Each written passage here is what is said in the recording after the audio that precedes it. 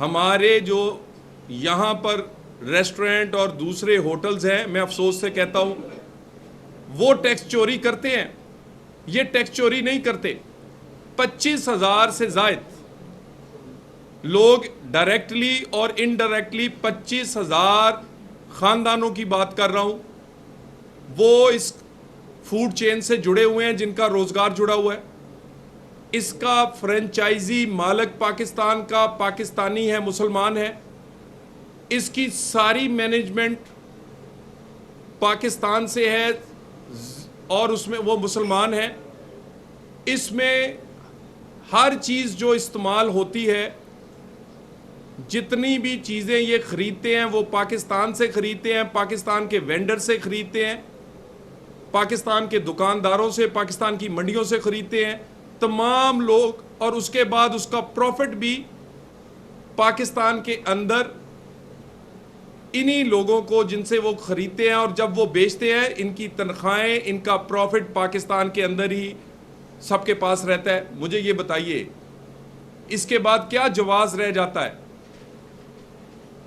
कि आप रियासत के होते हुए हमलावर हों?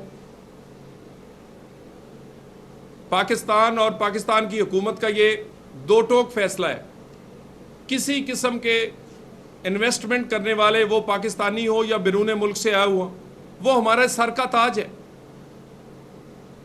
बलूचिस्तान में रेकोटेक हो, सीपेक हो, पाकिस्तान में आने वाली इन्वेस्टमेंट आईटी के सेक्टर में हो, माइंस एंड मिनरल हो, या पाकिस्तान में ये इस तरह की फूड चेन्स हों, इनका ये हमारे सर का ताज है। इनकी हिफाजत हमारा फ़र्ज़ है और हम ये फ़र्ज़ निभा रहे हैं, और ये हम फ़र्ज़ निभाकर दिखाएंगे।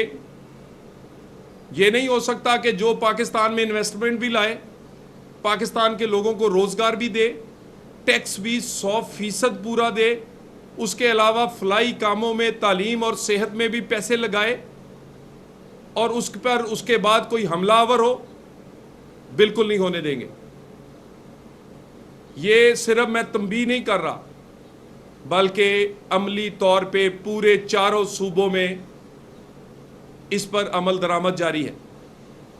किसी जगह रायत नहीं बख्श इन्हें दी जा रही, और ना रायत मिलेगी।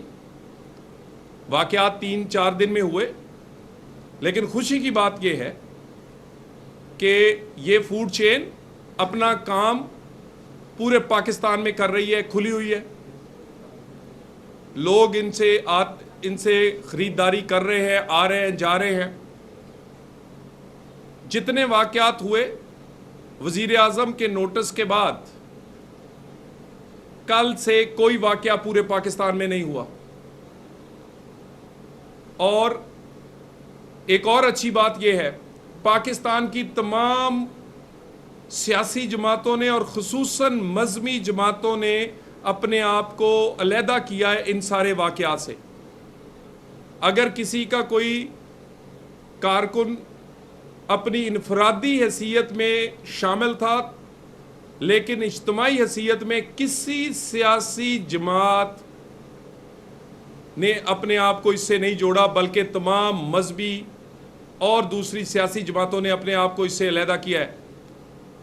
ये बालग नजरी है, ये इस्लाम और उसकी तालीमात का सही मज़हर है। यानी हम क्या लोगों को बताना चाह रहे हैं?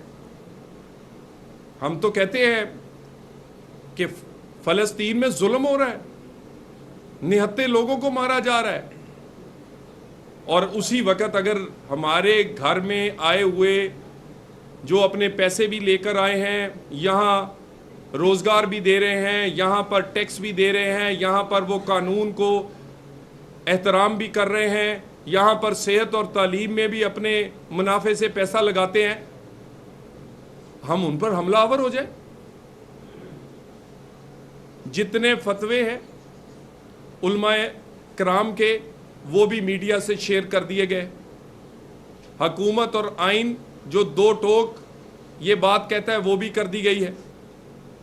मैं दोबारा इस बात को दोहरा दूं, पाकिस्तान में होने वाली इन्वेस्टमेंट किसी सूबे में या गिलगित आज़ाद कश्मीर में होगी, वो सीपैक में हो, रेकोडेक में हो, माइंस एंड मिनरल्स में हो, वो पाकिस्तान में इस तरह की फूड चेन्स में हो, इनकी हिफाजत हमारा फ़र्ज़ है और हम ये फ़र्ज़ निभाएंगे। किसी बैरून मुल्क से आए हुए इन्वेस्टर को ये शिकायत नहीं होगी कि उसको सेफ्टी और सिक्योरिटी नहीं मिली। हुकूमत और वजारत दाखिला 24/7 हमारी वहाँ पर हेल्पलाइन है। किसी किस्म का इस तरह का वाक़या नाकाबिले बर्दाश्त होगा और इसको उसी तरह निपटा जाएगा जैसे कोई दहशतगर्द किसी निहत्ते आदमी पर हमलावर होता है, क्योंकि ये नहीं हो सकता कि हम पूरी दुनिया में ये कहें कि पाकिस्तान में इन्वेस्टमेंट करे और जब दुनिया यहाँ इन्वेस्टमेंट करे तो यहाँ से चंद शरपसंद या ऐसे लोग जिनका ज़हनी जो खुद कंफ्यूज है वो किसी वजह से उस पर हमलावर हो और नुकसान पाकिस्तान और पाकिस्तान के मुफाद का हो। मैं दोबारा एक दफ़ा फिर कहूँ कि ये इंटरनेशनल फूड चेन पर होने वाले वाक़यात ना सिर्फ काबिल मज़म्मत थे, इन पर पूरी कार्रवाई की गई है। आज ये फूड चेन पूरे पाकिस्तान में बड़ा पीसफुली अपना काम कर रही है। इसको मेक श्योर किया गया है सिक्योरिटी पे कि किसी किस्म की इनको हर्डल ना आए। और जब से हुकूमतें एक्टिव हुई हैं, कल से कोई वाक़या पूरे पाकिस्तान में नहीं हुआ और इंशाअल्लाह ताला एज ए पाकिस्तानी भी और एज ए हुकूमत भी मुझे ये यकीन है कि आइंदा इस तरह की कोई चीज़ वाक़या नहीं होगा।